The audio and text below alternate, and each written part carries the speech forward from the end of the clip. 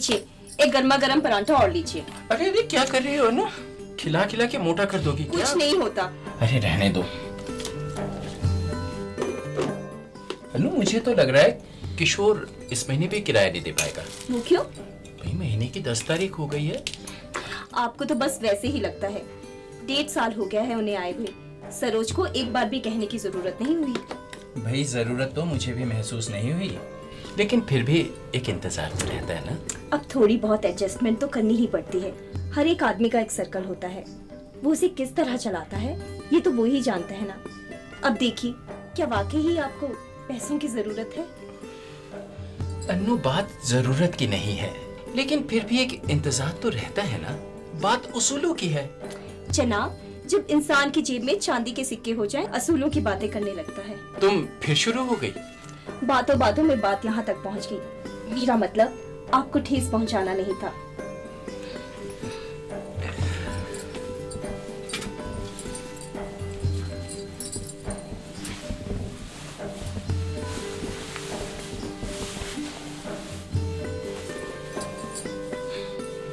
तो मैं जाऊं?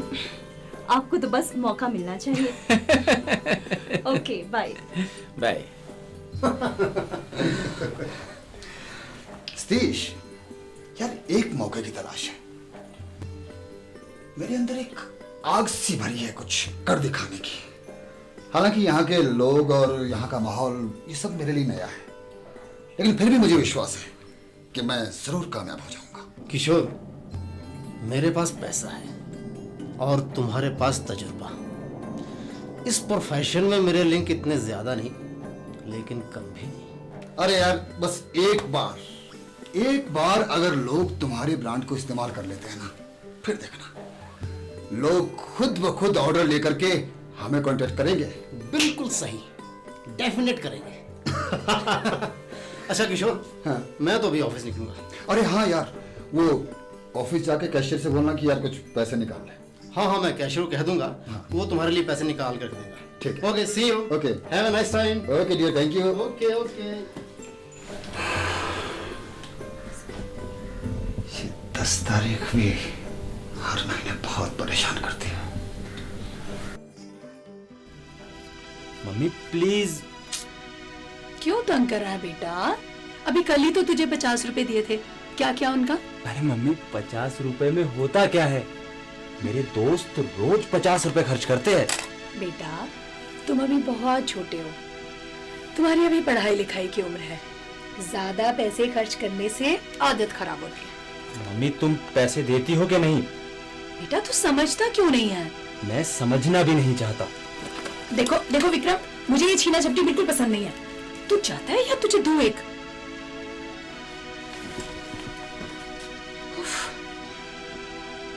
ये लड़का तो मुझे अपना दुश्मन समझता है। क्या करूं मैं इसका?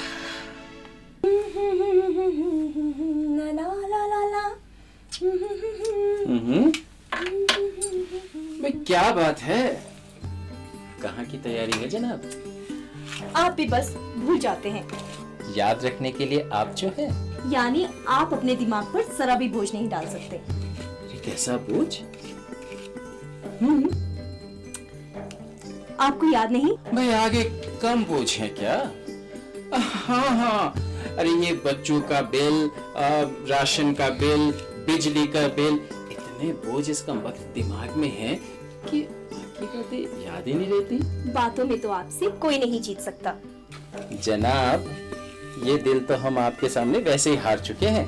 आप ये डायलॉग दिन में 3-4 बार जरूर दोहराते हैं। भाई औरतें तरसती हैं कि उनके पति उनकी तारीफ करें, और एक हम हैं आपसे मोहब्बत करते हैं। जनाब, ये दिल तो हम आप पे हार चुके हैं।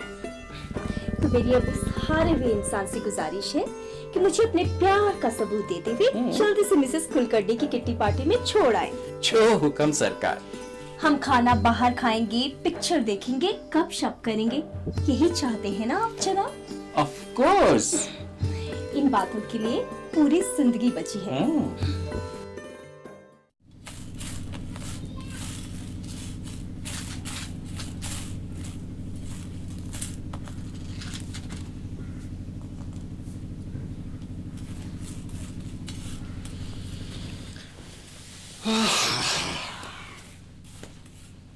दाल साफ हो रही है।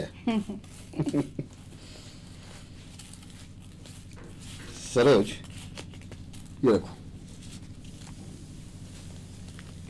बस? अरे भाई, कुछ अपने खर्चे के लिए भी तो रख लूं। मैंने तो कभी सोचा भी नहीं था कि बाकी की जिंदगी इस तरह दर दर की ठोकरें खाकर गुजारनी पड़ेगी। एक बेगाने शहर में परदेसियों की तरह रह रहे हैं हम। जानती हो सरोज, आदमी को जो नसीब में होता है वही मिलता है। जहां का दाना पानी उसके नसीब में होता है, वक्त और मुकद्दर उसे वहां ले ही जाता है। मैं भी मानती हूँ भगवान को, मैं भी मानती हूँ उसकी कुदरत को, लेकिन इस तरह सब कुछ छोड़ छाड़ कर चले आना, एक जगह से उजड़ कर दूसरी जगह चले आना, ये भगवान की मर्जी नहीं है, ये आदमी की गलत आकांक्षाओं का नतीजा है। जानती हो सरोज, सारे जीवन की कमाई आदमी जिस चार दीवारी को खड़ी करने में लगा देता है ना, कभी कभी वही घर उसे नसीब नहीं होता।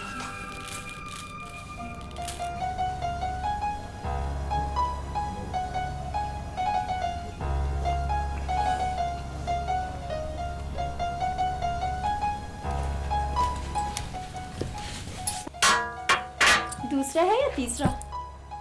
जनाब, अभी पहला ही है। भाई नसीब लिखवा के लाए तो कोई मेरे जैसा। वो कैसे? सुंदर घर, खूबसूरत बीवी, और क्या चाहिए? जैसे ही आपके हलक से 2 घूंट नीचे उतरते हैं, आपका मूड ही चेंज हो जाता है। आज किट्टी पार्टी में भी आप ही का जिक्र हो रहा था। भाई कौन कौन क्या क्या कह रहा था, हम भी तो सुने। कोई खास बात नहीं, आपके शायराना बिहेवियर को लेकर मुझे भी बहुत अच्छा लगा। देखो, बात अच्छाई की हो या बुराई की हो, आदमी को हमेशा न्यूज में रहना चाहिए। क्यों? अच्छा, एक और खबर है।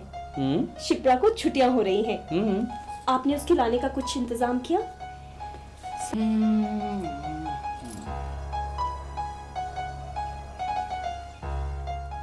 हो जाएगा। अगर जल्दी कोई इंतजाम ना हुआ तो बड़ी मुश्किल होगी। किशोर, इस खत को पढ़ते ही तुम यहां आ जाओ। मैं आखिरी सांसें गिन रहा हूं।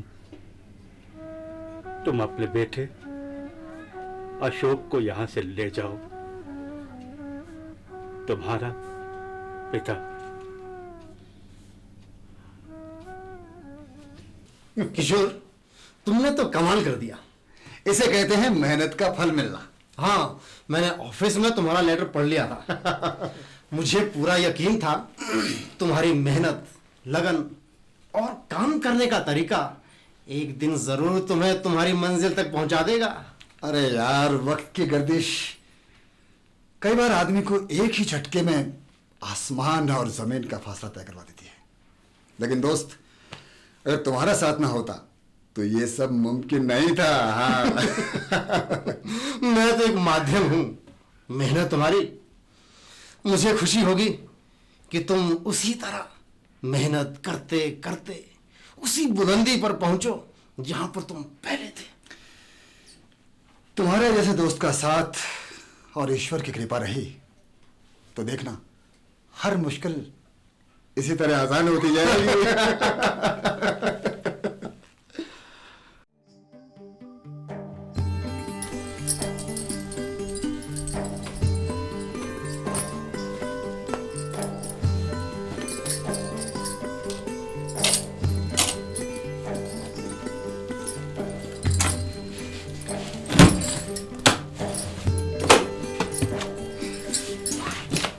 लीजिए, आपका सामान रेडी है। अन्नू, मैं चाहता था तुम भी मेरे साथ चलो। देखो, इतना लंबा सफर है और पिकनिक की पिकनिक भी हो जाएगी और शिप्रा को भी साथ ले आएंगे। आप पिछले 4 दिन से ये नाकाम कोशिश कर रहे हैं। मैं पहले भी कह चुकी हूँ, मेरा घर से निकलना बहुत मुश्किल है। जैसे तुम्हारी मर्जी। वैसे मैं यही चाह रहा था कि तुम मेरे साथ चलती। क्यों? देखो, हर औरत यही कहती है कि उनका पति शादी से पहले उन्हें प्यार करता था, और मैं तुमसे इतना प्यार करता हूँ, तभी तो तुम्हें जाने के लिए कह रहा हूँ। आपका सामान पैक हो चुका है, आप जाते हैं या नहीं?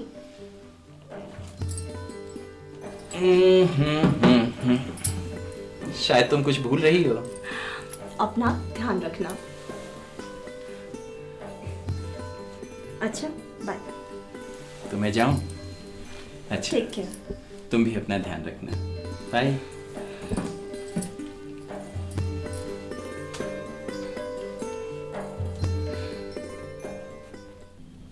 पापा, अगर आज हम कानपुर में होते तो हमारा वो घर हमें। बेटा, यहाँ का दाना पानी हमारे नसीब में था तो हम यहाँ आ गए। कई बार अपना ही घर छोड़ने की वजह हमारे हालात होते हैं, तो कई बार रोटी कमाने की इंसान की मर्जी। पर पापा, हमारा कसूर क्या था? बेटा, दंगा फसाद और तोड़ फोड़ करने वाले लोग हमेशा अपने बारे में सोचते हैं। उन्हें इस बात से कोई वास्ता नहीं होता कि जिन्हें वो तबाह कर रहे हैं, बर्बाद कर रहे हैं, उनका कसूर क्या है। खैर, हम बहुत जल्दी इस शहर में अपना घर बना लेंगे। अच्छा सुनो, तुम्हें जो काम बताया था वो करके आओ, ठीक है? जी पापा।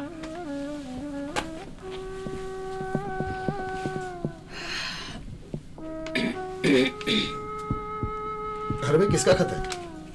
खुद ही देख लीजिए।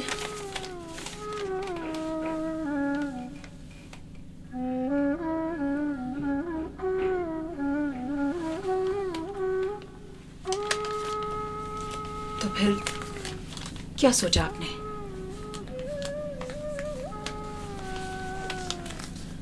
देखिए, आप मेरी एक बात ध्यान से सुन लीजिए।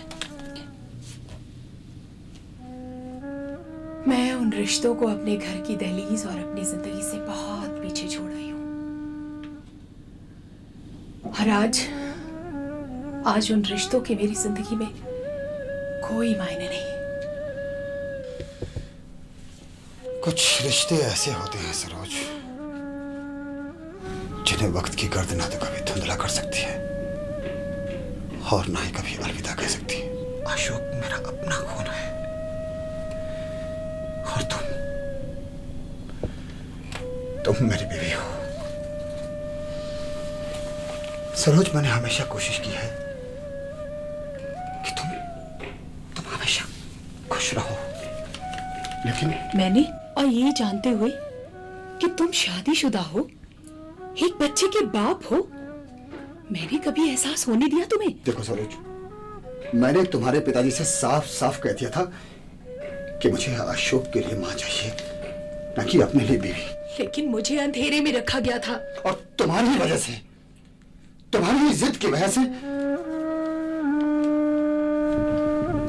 मैंने अशोक को उसकी नाना के घर भेज दिया।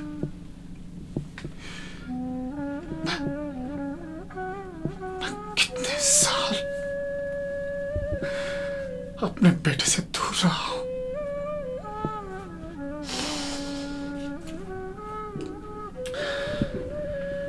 और आज जब उसे हमारी जरूरत है तो हम अपने फर्ज से मुंह मोड़ दें। आपकी इन बातों से तो लगता है आप मुझे प्यार ही नहीं करते। सरोज, तुम मेरी बीवी हो। मैंने हमेशा चाहा है कि तुम खुश रहो। जरा सोचो, विक्रम को भी बड़ा भाई मिल जाएगा और तुम्हें बड़ा बेटा। जरा सोचो, जब वो तुम्हें प्यार से मां कह के पुकारेगा तो तुम्हारी ममता उसे अपने सीने से लगा लेगी, और उस वक्त उस आत्मा को कितनी शांति मिलेगी जिसका बेटा बिन मां के इतना बड़ा हो गया। देखिए, मुझे ना आपसे और ना ही आपकी फिलॉसफी से कोई सरोकार है। आपके पास पूरी रात भर का समय है, सोच लीजिए। मेरा फैसला मैं आपको पहले सुना चुकी हूँ।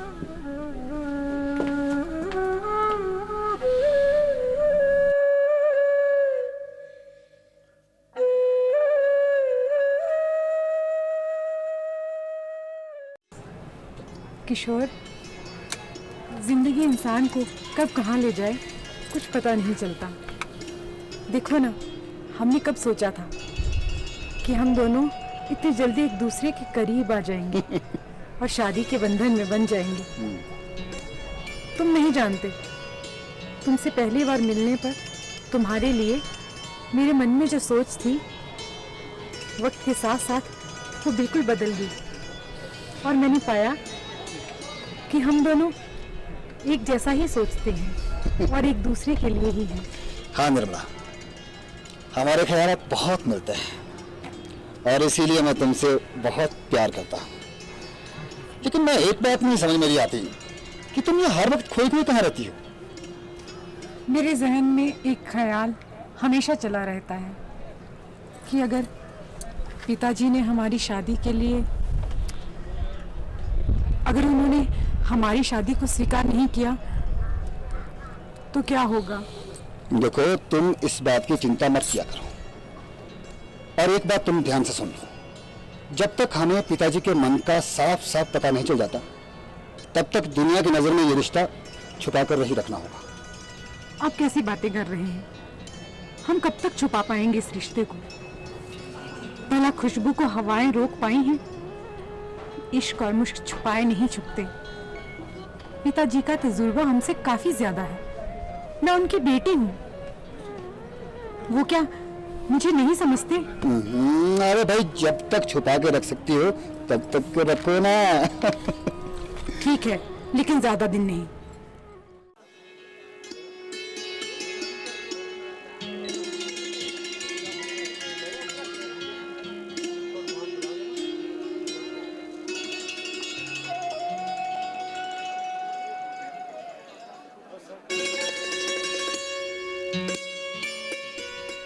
बेटे, तुम्हारी माँ के स्वर्गवास के बाद मैंने बहुत कोशिश की कि तुम्हें माँ और बाप दोनों का प्यार, लेकिन बेटे शादी का साथ 2-4 दिन का नहीं होता। ये जीवन के वो रिश्ते होते हैं जिसकी बुनियाद विश्वास और प्यार पर टिकी होती है। बेटे, मैं तुम्हारी शादी ऐसी जगह करूंगा जहां तुम्हें माँ का प्यार मिले, जो जाने अनजाने मैं तुम्हें नहीं दे पाया। बेटे, ऐसी कोई बात नहीं है डैड।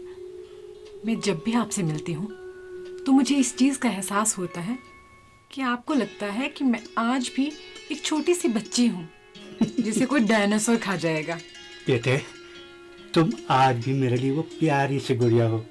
मैं जानती हूँ डैड, मैं अच्छी तरह से जानती हूँ कि आप मेरे लिए एक ऐसा लड़का चाहते हैं जिसके साथ मुझे पूरी जिंदगी बहुत सारी खुशियाँ मिले। आप मुझे खुश देखना चाहते हैं। मैं अच्छी तरह से जानती हूँ कि आप चाहते हैं कि बुरी चीज़ें, बुरे लोग हमेशा मुझसे दूर रहें, कभी मेरे नजदीक ना आए। बेटे, मुझे आज भी वो दिन याद हैं जब तुम जिद के साथ मेरे कंधे पे चढ़ जाती थी और घूमने को कहती थी। लेकिन बेटे, समय के साथ साथ मुझे इस बात का एहसास ही नहीं हुआ कि तुम इतनी समझदार हो गई हो। बेटे, माँ बाप ही बच्चों की भलाई बुराई को समझ सकते हैं, बच्चे उसे नहीं जान सकते।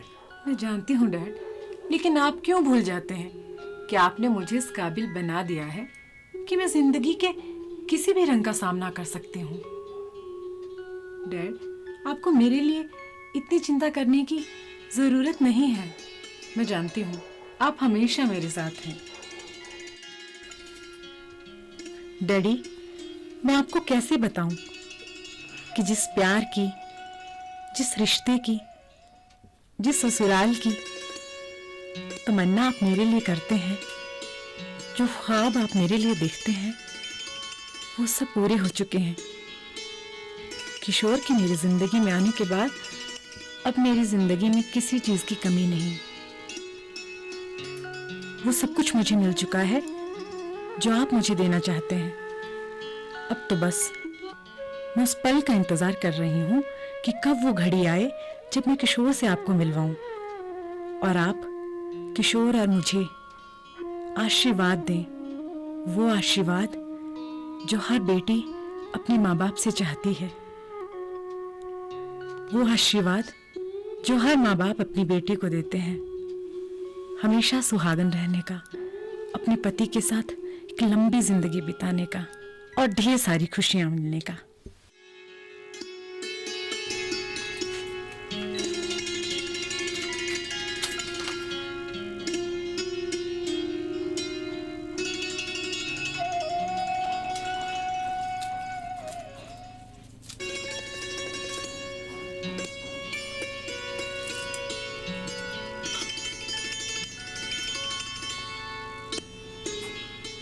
बेटे,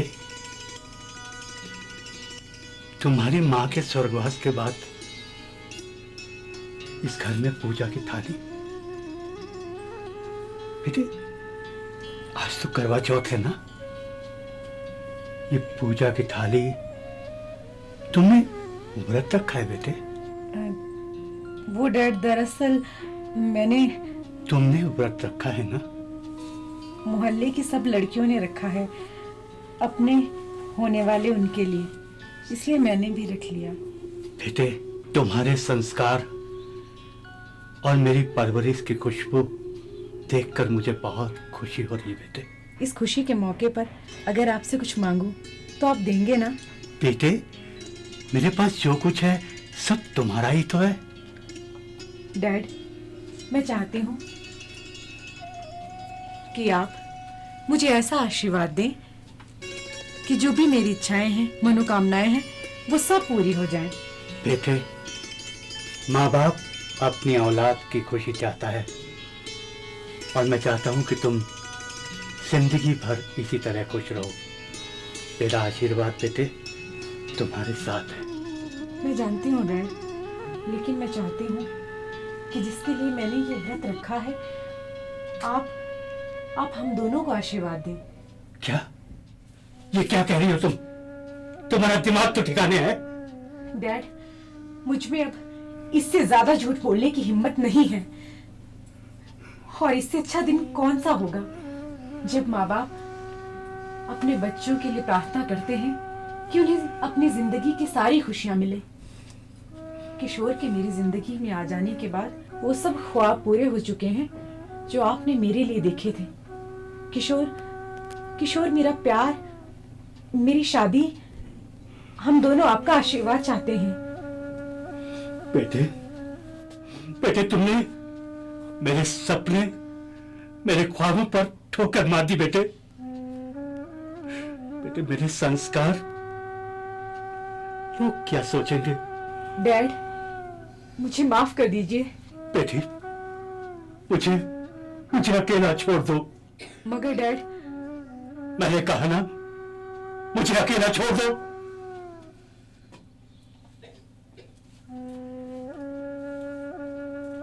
बेटी, तुमने मुझे जिंदगी के ऐसे दोराहे पर लाकर खड़ा कर दिया जहां एक और तबाही की मंजिल है और दूसरा रास्ता तुमने हमेशा के लिए बंद कर दिया।